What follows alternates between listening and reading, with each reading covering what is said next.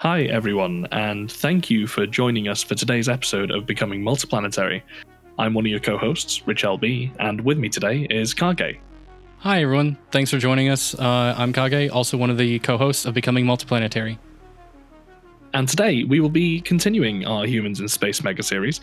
If you'd like to join us as we record these episodes, make sure to join us on Patreon at patreon.com/totalspace, where you can then join our exclusive Discord and listen in to us record Becoming Multiplanetary, or our other shows, Deep Dive with Miko, The Space Update with Ryan, Space Shorts with Edel and other hosts, and the new upcoming series, STEM Study Segment with Astro Rody.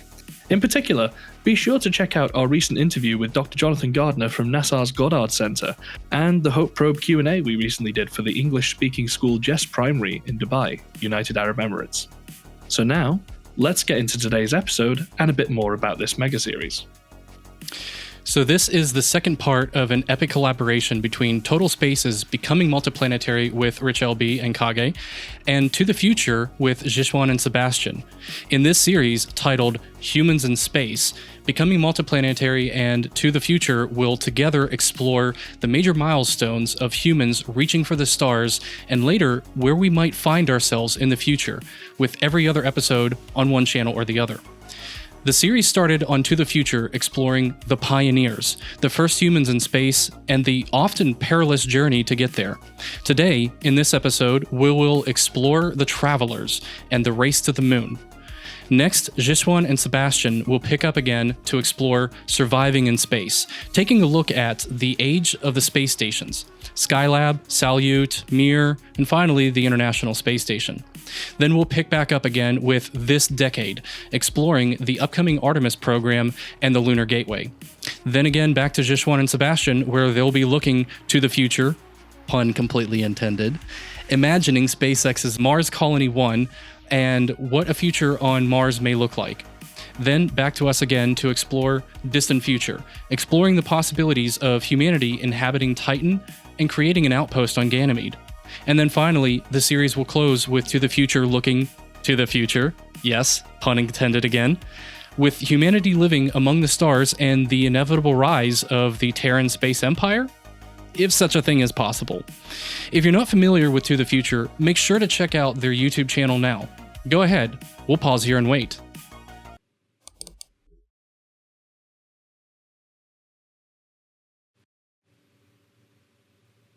So welcome back, and let's quickly recap what Zhishuan and Sebastian talked about.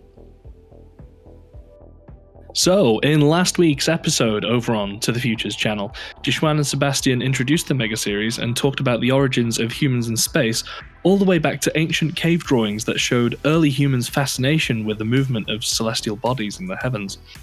They then moved on to talking about the first liquid-fueled rocket concept, following that up with the beginning of the space race after the launch of Sputnik 1.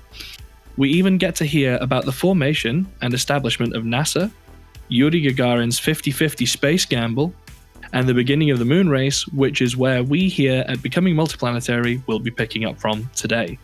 And with that, let's get into the Apollo missions. Wait, not yet. Right, okay. So, when we talk about the race to the moon, the first thing everyone thinks of is Apollo, naturally. But it's worth mentioning first that there was a project barely known until 1997 that was also due to happen at the dawn of the Apollo era, and had its roots even prior to the missions. This project was called the Lunex project. This project was one of the US Air Force's back in 1958 for a crewed lunar landing prior to the Apollo program. The final lunar expedition plan in 1961 was for a 21-person underground Air Force base on the moon by 1968, at an estimated total cost of $7.5 billion, and that's adjusted for inflation. The Lunex lunar lander, try saying that 3 times fast, vehicle was designed for a direct lunar entry using the full vehicle, whereas the Apollo missions had a separate module that would detach from lunar orbit for the descent, and had a crew complement of 3 people. The crew return vehicle itself bears a striking resemblance to the modern-day Sierra Nevada Dream Chaser, being a small lifting body spaceplane. Because the Lunex lander vehicle had a direct descent profile. It eliminated the complexities of lunar orbit rendezvous required later on by the Apollo missions. The downside to this was that a larger rocket would be needed then to send this to the moon. Now, as for the specifications of the lander itself, it could hold a crew of 3. It was 16.16 meters long, or 53.01 feet. The diameter of the craft at the widest point was 7.62 meters, or 24.99 feet, and the span of the craft was also the same, 7.62 meters. The mass of the whole craft was 61,000 kilograms, and that equates to about 134,000 pounds. And of course, it was developed by the US Air Force. Now, in terms of where they were going to put this base, there was a selection of sites to be selected by the use of automated probes to be deployed across the lunar surface, and Kepler Crater was a location which was being studied as a potential candidate location for the site. The Lunex project planned to make its first lunar landing and return in 1967. This had a public goal of beating the Soviet Union in the race to the moon, but this was an Air Force mission, which means it was not a mission focused on science, but on military purposes. When the program was declassified finally in 1997, it became known that Lunex sought to have a permanent lunar base by 1968, replete with a 300 kilowatt-hour nuclear power generator and other unspecified military equipment. Additionally, because NASA and Apollo were not bound by so much secrecy, that brought endless industrial and research advantages. The same would not be nearly as possible with a military lunar mission that was, of course, bound by secrecy. So there were several planned milestones or prestiges for the Lunex project. In April of 1965 would be the first manned orbital flight with the 3-man space vehicle. By July 1966 would be the first lunar landing cargo. September 1966 would be the manned circumlunar flight. And then in August 1967 would be a manned lunar landing and return, with finally in January 1968, permanently landing a manned lunar expedition. Ultimately, Lunex was abandoned because it was just far more complex than Apollo, with a much more aggressive and pretty much unrealistic schedule. Lunex depended on technology that would not mature for another decade, and it would have a cost 1.5 times as much as Apollo. Maybe higher cost for a decade of no results works for today's NASA, but in the race for the moon, it demanded immediate results at a low cost. And so Apollo was chosen. So now do we get to Apollo? Not yet. Before we get to Apollo, this was a race after all. And for a race to happen, there has to be some competition. And NASA's competition was the CCCP, the Soviet Union, and their Soviet crewed lunar programs. That's programs, plural. As early as 1961, Soviet leadership was already planning and even publicly announcing their intent to land cosmonauts on the moon. However, planning did not really start until years later with the Proton K rocket based on an intercontinental ballistic missile and its Soyuz 7K L1 or Zond spacecraft, and the N1 rocket and its Soyuz 7K LOK spacecraft and LK lander.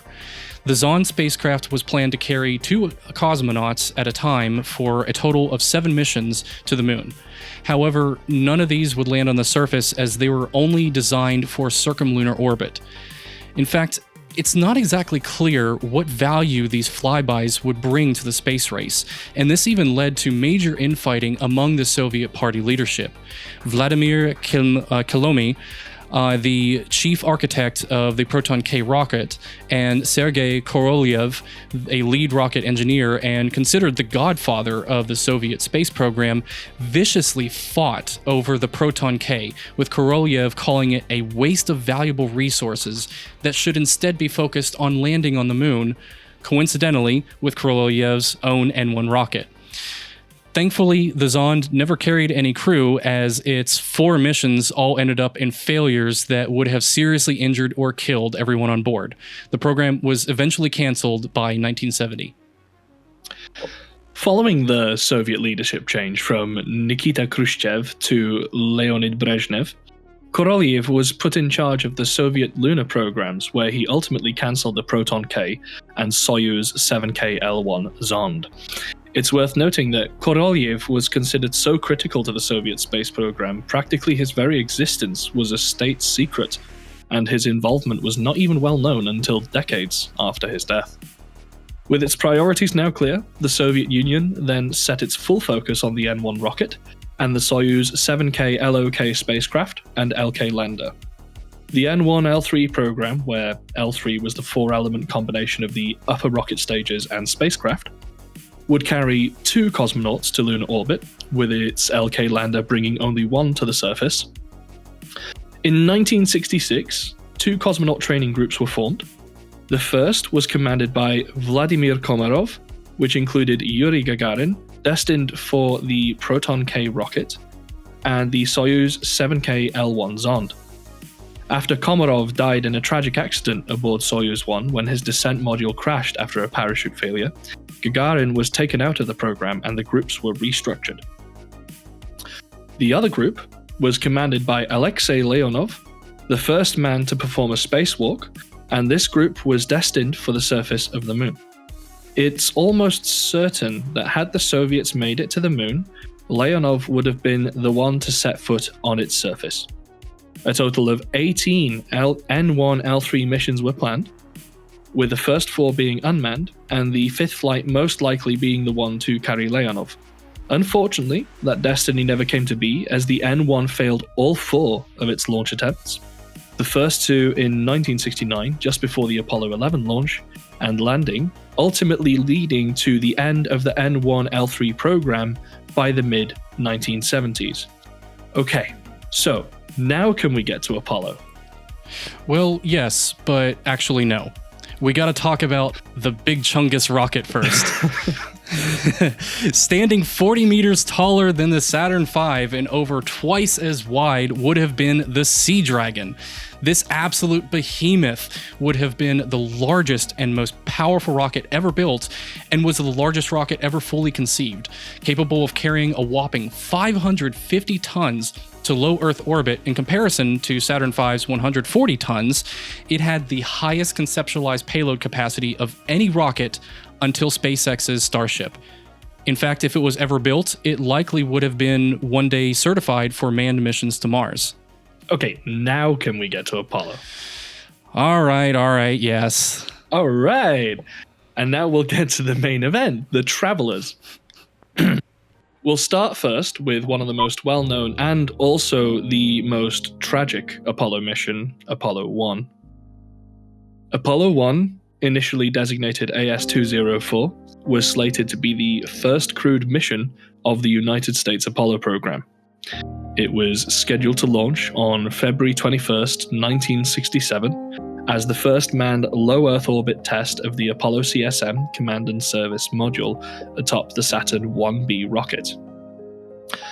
Unfortunately, due to a cabin fire during a dress rehearsal, the 3 astronauts that were to fly this mission lost their lives. These were Command Pilot Gus Grissom, Senior Pilot Ed White, and Pilot Roger B. Chaffee. After this incident, the mission was renamed from AS-204, which was its initial designation, to Apollo 1 in their honor. 10, 9, ignition sequence start. 6, 5, 4, 3, 2, 1, 0. All engine running.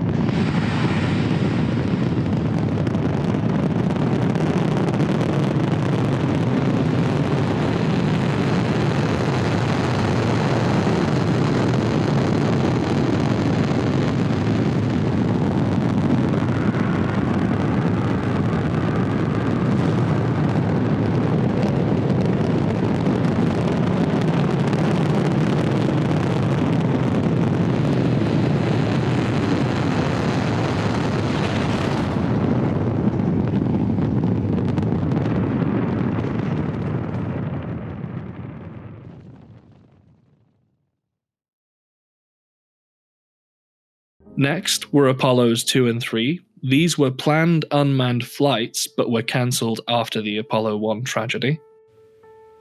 And then after that came Apollo 4, or AS-501, marking the first unmanned Saturn V flight and the first flight of a Saturn from Launch Complex 39.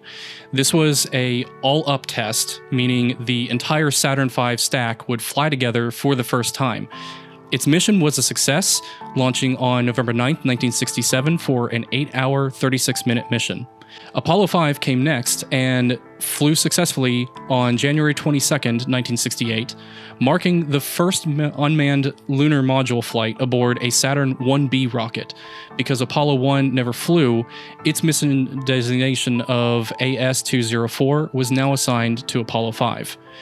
Apollo 6, or AS-502, was the second unmanned flight of the Saturn V, carrying a CSM, a lunar module test article, and a simulated lunar module. Flying on April 4th, 1968, this was only a partially successful mission.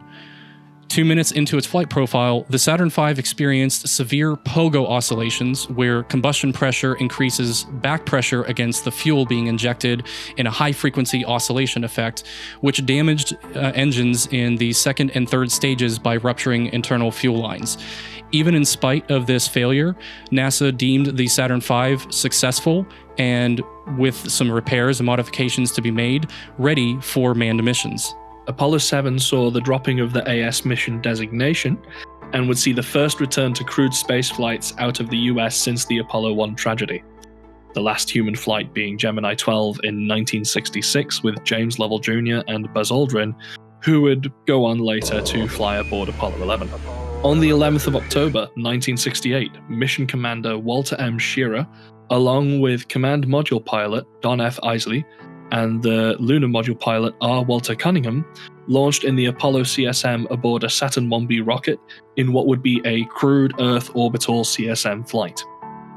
Interestingly enough, R. Walter Cunningham was designated his title even though there was no lunar module present aboard Apollo 7.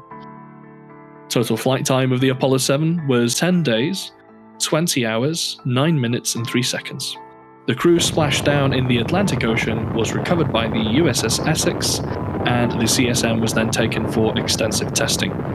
This mission also saw the first live television broadcast from aboard a crewed American spacecraft.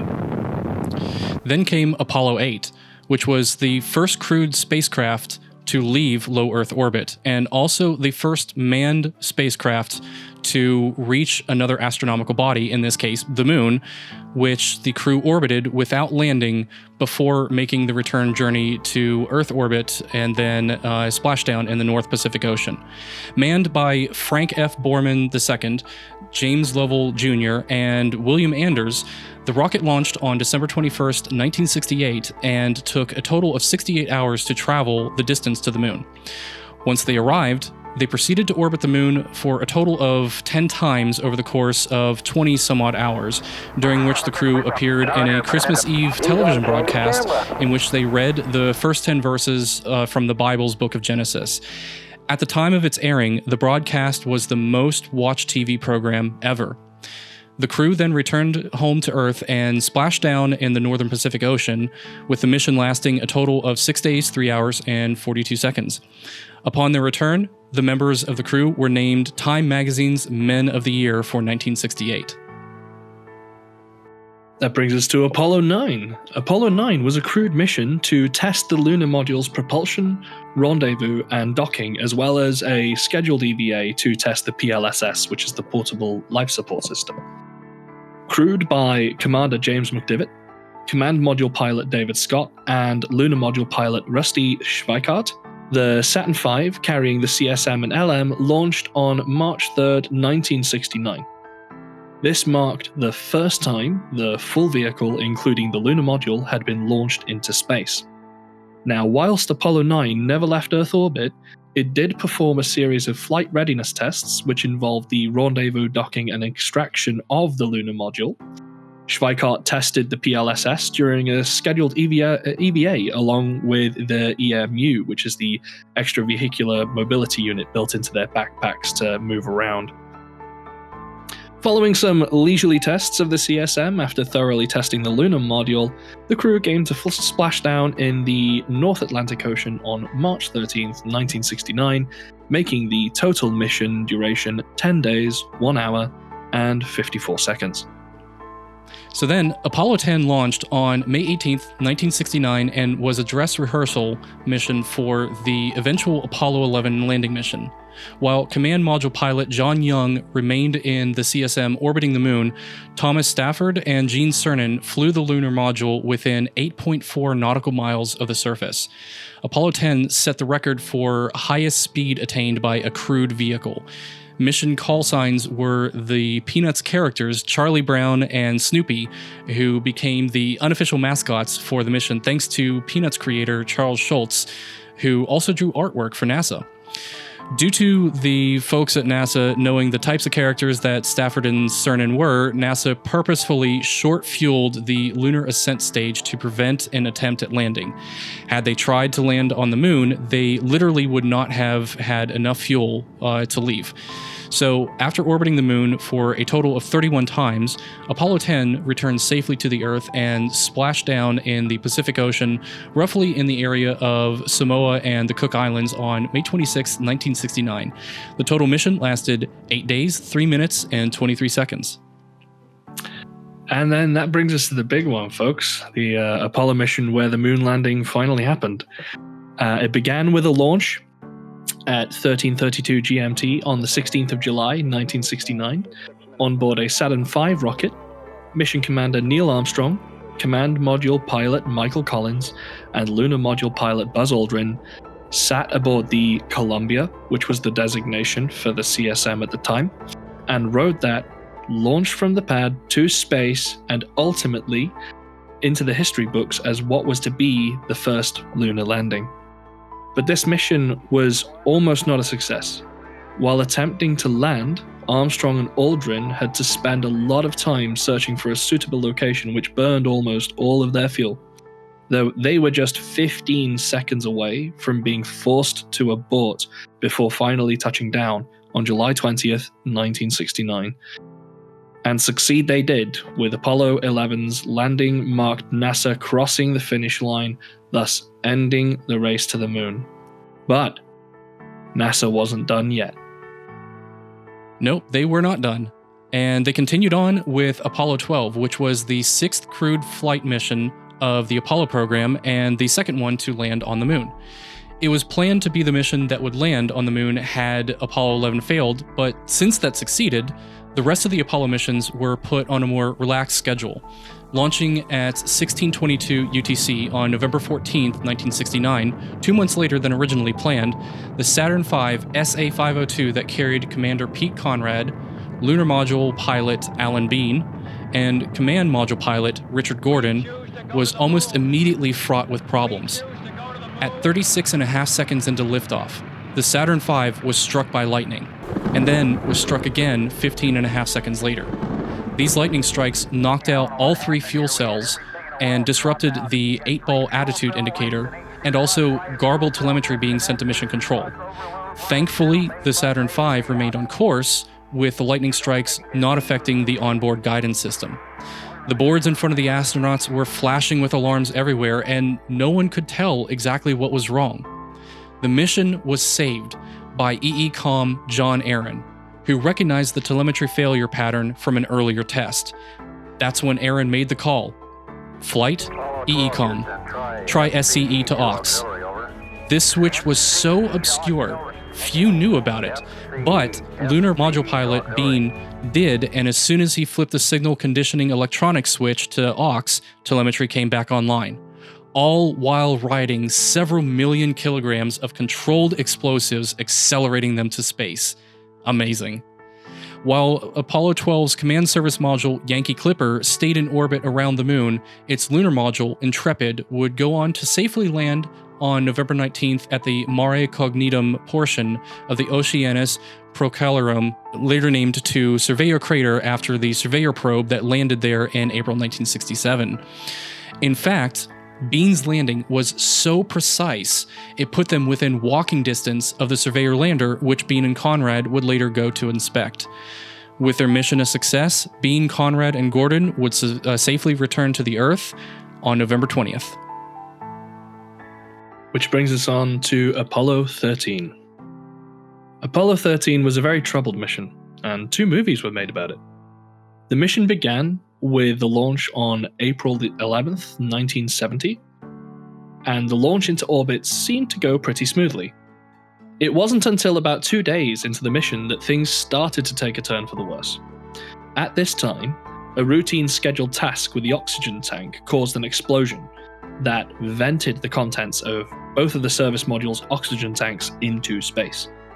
Without these tanks to provide supplemental oxygen, and for breathing and for generating electric power, the service module's propulsion and life support systems couldn't operate. In order to try to bring the crew home alive, they shut down the command module's systems and transferred them into the lunar module, where the crew used the lunar module as a lifeboat, if you will.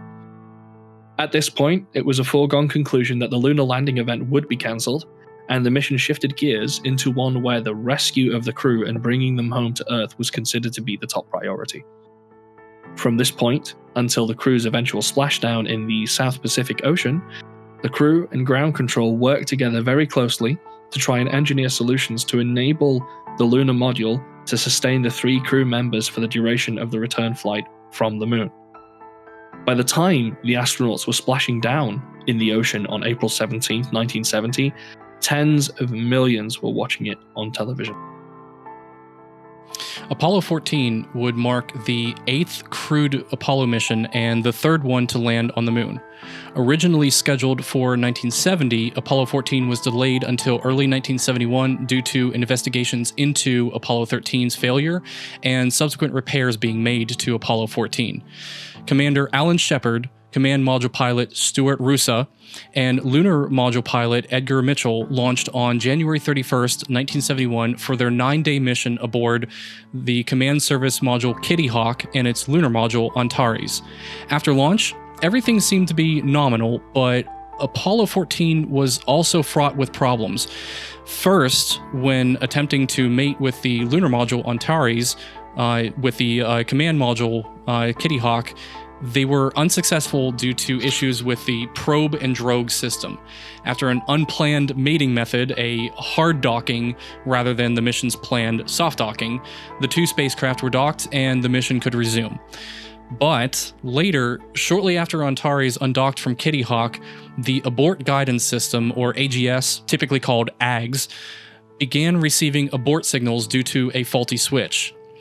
From the faulty hardware and the abort sequence being literally woven into the Apollo software, Mission Control had to come up with a clever hack to bypass the abort signal and make the AGS computer think it was already in abort sequence so it would ignore further signals to abort. While that did work, it created another problem during the power descent, causing the lunar module landing radar to fail to lock onto the moon's surface, which was vital to land safely. With a few cycles of the landing radar circuit breaker, signal acquisition finally occurred at 6.7 kilometers above the surface, which was really cutting it close because of the mission profile requiring an abort at 3 kilometers if no radar lock-on could occur. Thankfully, the greatest computer hack of all time brought the mission to a success, allowing Commander Alan Shepard to land Antares on February 5th, 1971 in the Fra Mauro formation, originally the target of Apollo 13. But before returning safely to Earth on February 9th, Shepard created one more incident for Apollo 14, where he hit 2 golf balls from the lunar surface using a makeshift golf club that he had smuggled aboard. And then, with that, let's get on to Apollo 15. Now, Apollo 15 launched on July 26, 1971, and was crewed by Mission Commander David Scott, Command Module Pilot Alfred Worden, and Lunar Module Pilot James Irwin aboard the CSM-designated Endeavour. This mission actually ran quite successfully and saw the first use of the Lunar Roving Vehicle, or the Moon Buggy, as it was dubbed by the crew.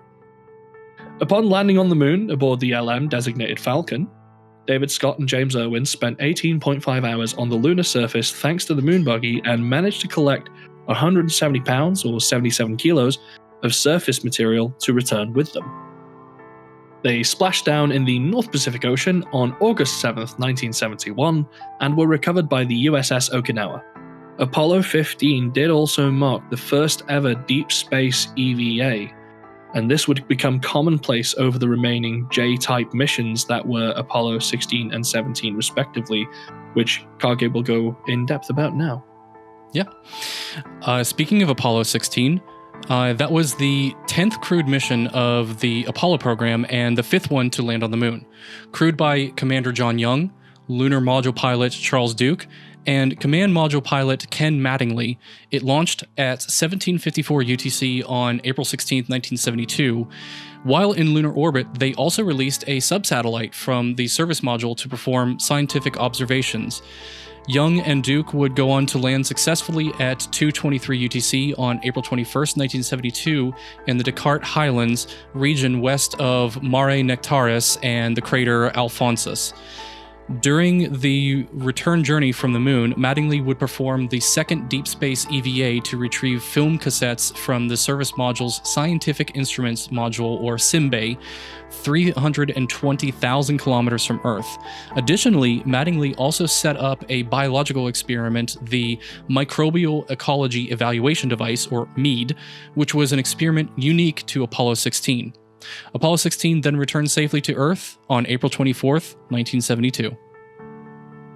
Apollo 17 ended up being the final crewed mission to the moon for quite some time, though at the time no one would know quite how long it would actually take before we got back to the moon. This mission saw Commander Eugene Cernan, Command Module Pilot Ronald Evans, and Lunar Module Pilot Harrison Schmitt lift off in the America CSM aboard a Saturn V SA-512. Cernan and Schmitt went on to go down to the lunar surface aboard the lunar module designated Challenger, and would proceed to stay there for extravehicular activities totaling over 22 hours. Once Cernan and Schmitt were back aboard America, they departed lunar orbit for home, coming to splashdown in the South Pacific Ocean on December 19th, 1972. This was to mark the end of crewed flights to the moon for quite some time, though I imagine not a single person who heard Cernan's last words before leaving the lunar surface will forget them in a hurry.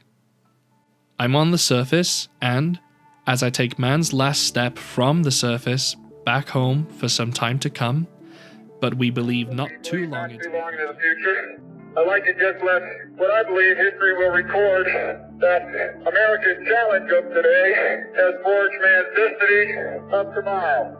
And as we leave the moon and Taurus Littoral, we leave as we came, and God willing, as we shall return with peace and in hope for all mankind. Godspeed the crew of Apollo 17. Godspeed indeed. Apollos 18 through 20 were also planned, but at this point, public interest in exploring the moon had faded, and Congress was no longer interested in spending the extraordinary amount of money for a race that was already won several times over. Apollo 18 would have been crewed by Richard Gordon, commander, Vance Brand, command module pilot, and Harrison Schmitt, lunar module pilot, with Apollo 19 being crewed by Fred Heise, commander, William Pogue, command module pilot, and Gerald Carr, lunar module pilot. And finally, Apollo 20 would have been crewed by Charles Conrad, commander, Paul Weitz, command module pilot, and Jack Loosma, lunar module pilot. Even though these astronauts never flew their designated Apollo missions 18 through 20, they did go on to fly other missions. For example, Harrison Schmitt was reassigned to Apollo 17, and Vance Brand would become the command module pilot of the Apollo-Soyuz test project, the final mission of the Apollo program and the last crewed spaceflight from U.S. soil until the first launch of the space shuttle on April 12, 1981. It was also the last crewed U.S. spaceflight in a capsule until SpaceX's Crew Dragon Demo 2 mission in May 2020, a long, long time later.